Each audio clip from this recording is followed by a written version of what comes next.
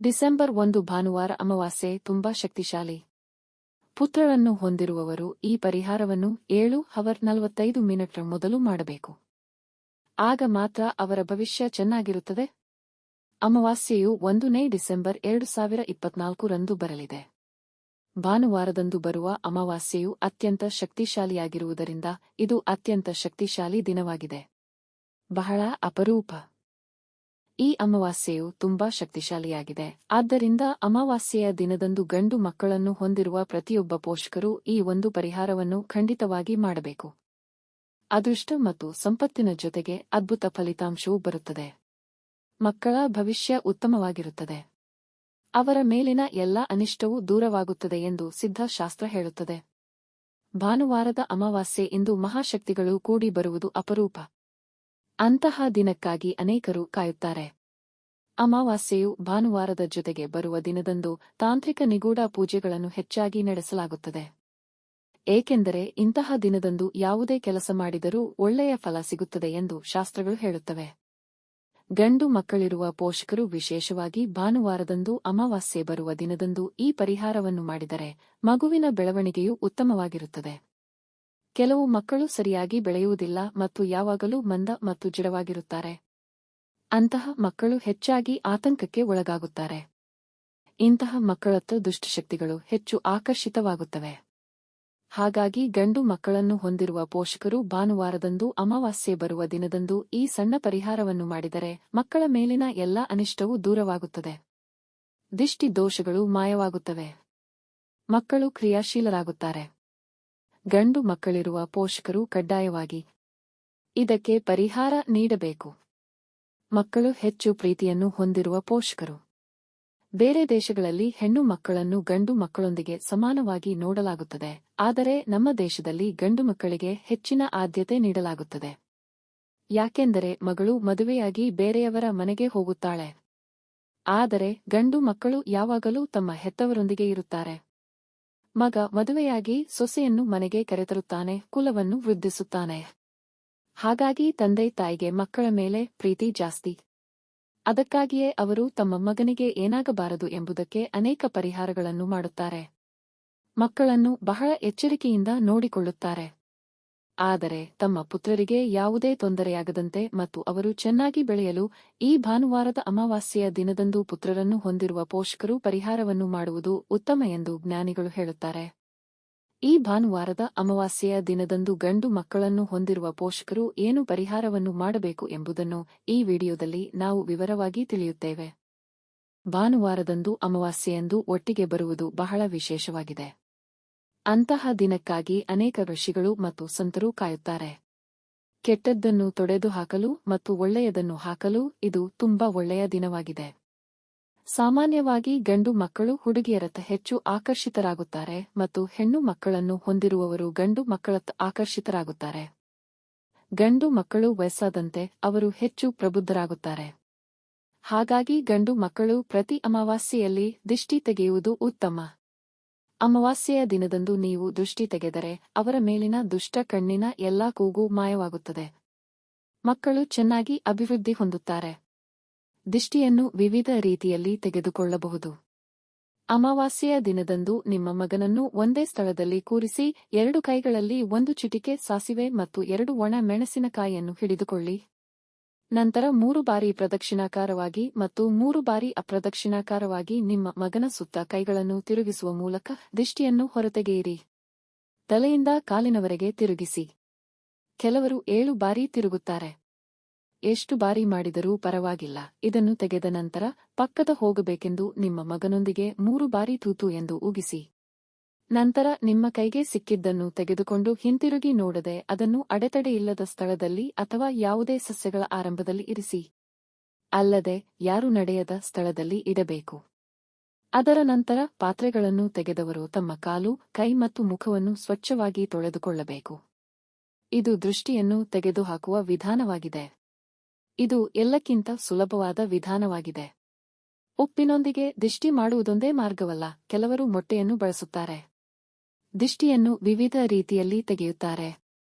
ಕೆಲವರು ಮೊಟ್ಟೆಯನ್ನು ಸುಡುತ್ತಾರೆ. ದೃಷ್ಟಿ ತೆಗೆಯುವಾಗ 7 ಬಾರಿ ಪ್ರದಕ್ಷಿಣಾಕಾರವಾಗಿ ಮತ್ತು 7 ಬಾರಿ ಅಪ್ರದಕ್ಷಿಣಾಕಾರವಾಗಿ ತಿರುಗಿಸುತ್ತಾರೆ. ಕೆಲವರು ಮೊಟ್ಟೆಯಿಂದ ಮಾತ್ರ ದೃಷ್ಟಿ ತೆಗೆಯುತ್ತಾರೆ. ಕೆಲವರು ಸಾಸಿವೆ ಮತ್ತು ಕಲ್ಲು ಉಪ್ಪಿನೊಂದಿಗೆ ಮಾತ್ರ ದೃಷ್ಟಿ ತೆಗೆದುಕೊಳ್ಳುತ್ತಾರೆ. ಈ ರೀತಿಯಲ್ಲಿ ಅವರು ವಿವಿಧ ರೀತಿಯಲ್ಲಿ ದೃಷ್ಟಿಯನ್ನು ತೆಗೆದುಕೊಳ್ಳುತ್ತಿದ್ದಾರೆ. ಪ್ರತಿ ಅಮಾವಾಸ್ಯೆಯಲ್ಲಿ ಈ ರೀತಿ ಮಾಡಿದರೆ ತುಂಬಾ ಒಳ್ಳೆಯದು. ಅಮಾವಾಸ್ಯೆಯು ಭಾನುವಾರದಂದು ಬರುವ ದಿನದಂದು ವಿಶೇಷ ರೀತಿಯಲ್ಲಿ ದಿಷ್ಟಿಯನ್ನು ತೆಗೆದುಕೊಳ್ಳಬೇಕು. ಇದನ್ನು ಸಂಜೆ 6:30 ರಿಂದ 7:45 ರವರೆಗೆ ಮಾಡಬೇಕು.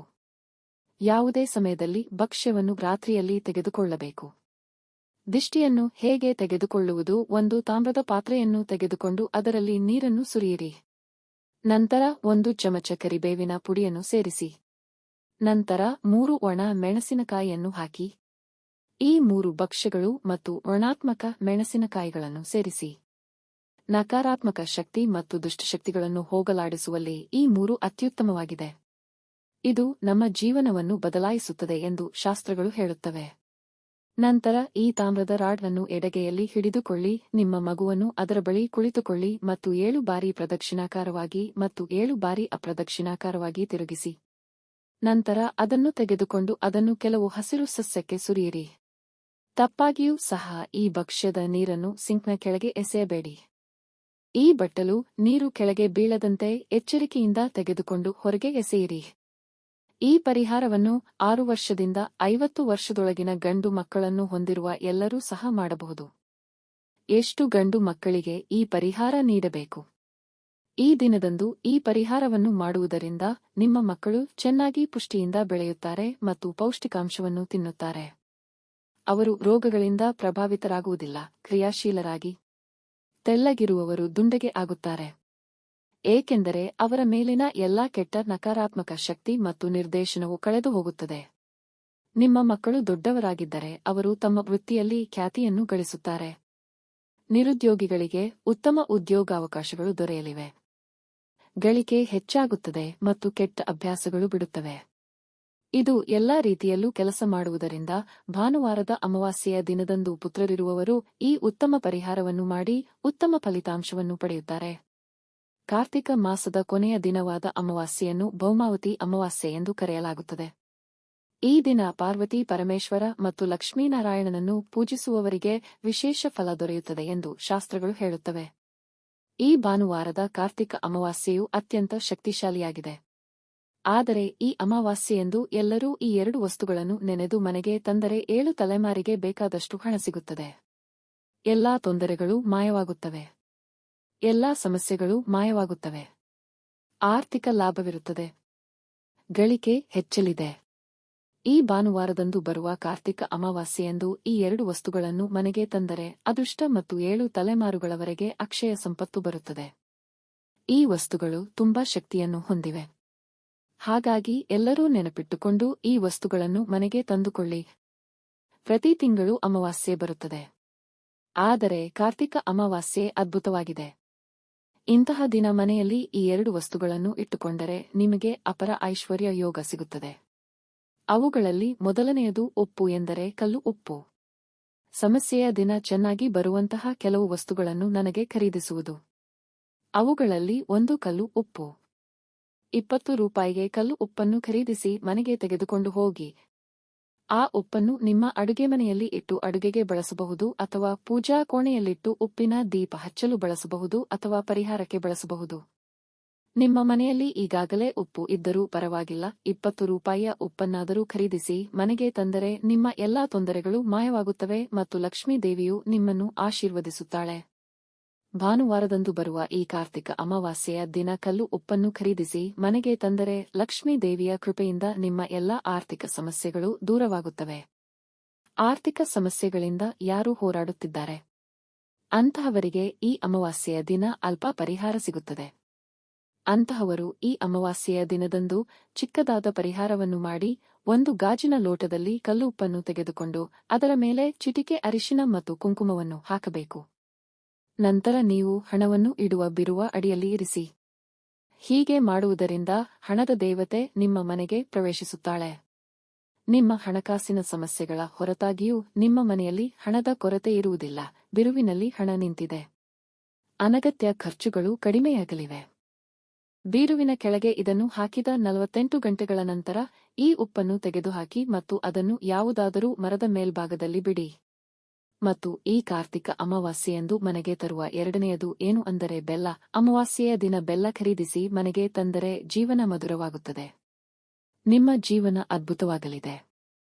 ಹಣವು ನಿಮಗೆ ತುಂಬಾ ಆಕರ್ಷಕವಾಗಿದೆ. ನಿಮ್ಮ ಮನೆಯಲ್ಲಿ ಈಗಾಗಲೇ ಬೆಲ್ಲ ಇದ್ದರೂ ಪರವಾಗಿಲ್ಲ, 1/4 ಕಿಲೋ ಬೆಲ್ಲವನ್ನು ಖರೀದಿಸಿ ಮನೆಗೆ ತಂದುಕೊಳ್ಳಿ. ಬೆಲ್ಲದೊಂದಿಗೆ ಯಾವುದೇ ರೀತಿಯ ಸಿಹಿಯನ್ನು ಮಾಡಿ. ಆ ಸಿಹಿಯನ್ನು ಲಕ್ಷ್ಮೀ ದೇವಿಗೆ ನಿವೇದಿಸಬೇಕು. ಅಮಾವಾಸ್ಯೆ ಒಳ್ಳೆಯದಲ್ಲ ಮತ್ತು ಪೂಜೆ ಮಾಡಬಾರದು ಎಂದು ಹಲವರು ಭಾವಿಸುತ್ತಾರೆ. ಆದರೆ ಇದು ಕೇವಲ ಪುರಾಣವಾಗಿದೆ. ಅಮಾವಾಸ್ಯೆಯು ಲಕ್ಷ್ಮೀ ದೇವಿಗೆ ಅತ್ಯಂತ ಪ್ರಿಯವಾದ ದಿನವಾಗಿದೆ. ಲಕ್ಷ್ಮೀ ದೇವಿಯನ್ನು ಇಂದು ಪೂಜಿಸಬೇಕು. ಲಕ್ಷ್ಮೀ ದೇವಿಯ ಫೋಟೋದ ಮುಂದೆ ದೀಪವನ್ನು ಇರಿಸಿ. ಈ ದಿನ ನೀವು ಲಕ್ಷ್ಮೀ ದೇವಿಯನ್ನು ಪೂಜಿಸಬೇಕು ಮತ್ತು ಬೆಲ್ಲದಿಂದ ಮಾಡಿದ ಯಾವುದೇ ಸಿಹಿ ಪದಾರ್ಥವನ್ನು ದೇವಿಗೆ ಅರ್ಪಿಸಬೇಕು ಮತ್ತು ಪ್ರಸಾದವನ್ನು ತಿನ್ನಬೇಕು. ಈ ಕಾರ್ತಿಕ ಅಮಾವಾಸ್ಯೆಯ ದಿನ ಖಂಡಿತವಾಗಿ ಬೆಲ್ಲ ಖರೀದಿಸಿ ಮನೆಗೆ ತಂದ ಬೆಲ್ಲದಿಂದ ಯಾವುದೇ ಸಿಹಿ ಪದಾರ್ಥವನ್ನು ಬೇಯಿಸಿ ದೇವಿಗೆ ನಿವೇದಿಸಬೇಕು. ಇದನ್ನು ಮಾಡುವುದರಿಂದ ನಿಮ್ಮ ಹಂತವನ್ನು ಹಿಂತಿರುಗಿಸುತ್ತದೆ. ನಿಮ್ಮ ಜೀವನ ಮಧುರವಾಗುತ್ತದೆ. ಕಲ್ಲುಪ್ಪು ಮತ್ತು ಬೆಲ್ಲ. ಆದರೆ ಈ ಭಾನುವಾರದಂದು ಬರುವ ಕಾರ್ತಿಕ ಅಮಾವಾಸ್ಯೆಯ ದಿನ ಈ ಎರಡರಲ್ಲಿ ಒಂದನ್ನಾದರೂ ಖರೀದಿಸಿ ಮನೆಗೆ ತಂದರೆ ಶುಭ ಫಲ ಪಡೆಯಿರಿ. ಕಾರ್ತಿಕ ಮಾಸದ ಕೊನೆಯ ದಿನವಾದ ಅಮಾವಾಸ್ಯೆಯನ್ನು ಅಗನ ಅಮಾವಾಸ್ಯೆ ಅಥವಾ ಭೌಮತಿ ಅಮಾವಾಸ್ಯೆ ಎಂದು ಕರೆಯಲಾಗುತ್ತದೆ. ಪುರಾಣಗಳ ಪ್ರಕಾರ ಈ ಅಮಾವಾಸ್ಯೆಯಂದು ಗಂಗಾ ಸ್ನಾನದ ಜೊತೆಗೆ ಭಗವಾನ್ ವಿಷ್ಣು ಮತ್ತು ಲಕ್ಷ್ಮೀ ದೇವಿಯನ್ನು ಪೂಜಿಸುವುದು. ಆ ದೇವಿಯ ಕೃಪೆ ಇದೆ ಎಂದು ಪಂಡಿತರು ಹೇಳುತ್ತಾರೆ. ಅಮಾವಾಸ್ಯೆಯ ದಿನ ಲಕ್ಷ್ಮೀ ದೇವಿಯನ್ನು ಪೂಜಿಸುವುದರಿಂದ ಅದ್ಭುತವಾದ ಫಲ ದೊರೆಯುತ್ತದೆ ಎಂದು ಶಾಸ್ತ್ರಗಳು ಹೇಳುತ್ತವೆ. ಕಾರ್ತಿಕ ಮಾಸ ಮುಗಿದ ನಂತರ ಮಾರ್ಗಶಿರ ಮಾಸ ಆರಂಭವಾಗುತ್ತದೆ. ಪವಿತ್ರ ಕಾರ್ತಿಕ ಮಾಸದಲ್ಲಿ ಭಕ್ತರು ಶಿವನಿಗೆ ವಿಶೇಷ ಪೂಜೆ ಸಲ್ಲಿಸುತ್ತಾರೆ. ಆದರೆ ಈ ಕಾರ್ತಿಕ ಮಾಸದ ಕೊನೆಯ ದಿನದಂದು ಬರುವ ಅಮಾವಾಸ್ಯೆಯನ್ನು ಕೂಡ ವಿಶೇಷವಾಗಿ ಪರಿಗಣಿಸಲಾಗಿದೆ. ಇಂದು ನಿಮ್ಮ ಪೂರ್ವಜರನ್ನು ಸ್ಮರಿಸಿದರೆ ಪಿತೃ ದೋಷ ನಿವಾರಣೆಯಾಗುತ್ತದೆ ಎಂಬ ನಂಬಿಕೆಯಿದೆ. ಅಲ್ಲದೆ ಈ ಕಾರ್ತಿಕ ಅಮಾವಾಸ್ಯೆಯ ದಿನ ಪಿತೃದೇವತೆಗಳಿಗೆ ಪಿಂಡವನ್ನು ಅರ್ಪಿಸುವುದರಿಂದ ಪೂರ್ವಜರು ಸುಖವಾಗಿರುತ್ತಾರೆ ಎಂದು ಹೇಳಲಾಗುತ್ತದೆ. ಪೂರ್ವಜರ ಆಶೀರ್ವಾದದಿಂದ ಕುಟುಂಬ ವಂಶದಲ್ಲಿ ಸಂಪತ್ತು ಮತ್ತು ಸಮೃದ್ಧಿಯು ಅರಳುತ್ತದೆ. ಈ ಶುಭ ದಿನದಂದು ದಾನಗಳನ್ನು ಮಾಡಬೇಕು ಎಂದು ಪುರಾಣಗಳು ಹೇಳುತ್ತವೆ.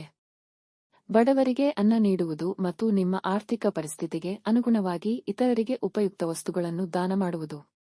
ಅಂಧಕಾರವು ಅಜ್ಞಾನ, ಸೋಮಾರಿತನ ಮತ್ತು ಅನಾರೋಗ್ಯದ ಸಂಕೇತವಾಗಿದೆ. ದೀಪಗಳು ಅದನ್ನು ಹೋಗಲಾಡಿಸಿ ಬೆಳಕನ್ನು ನೀಡುತ್ತವೆ. ಈ ರೀತಿಯಾಗಿ ಕಾರ್ತಿಕ ಅಮಾವಾಸ್ಯೆಯಂದು ನಡೆಸಲಾಗುತ್ತದೆ. ಓಂ ಶ್ರೀ ಗುರುಭ್ಯೋ ನಮಃ. ಓಂ ಶ್ರೀ ಮಾತೆಯೇ ನಮಃ.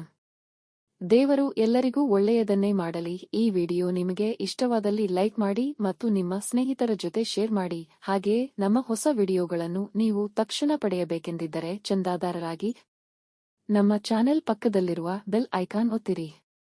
ಧನ್ಯವಾದಗಳು.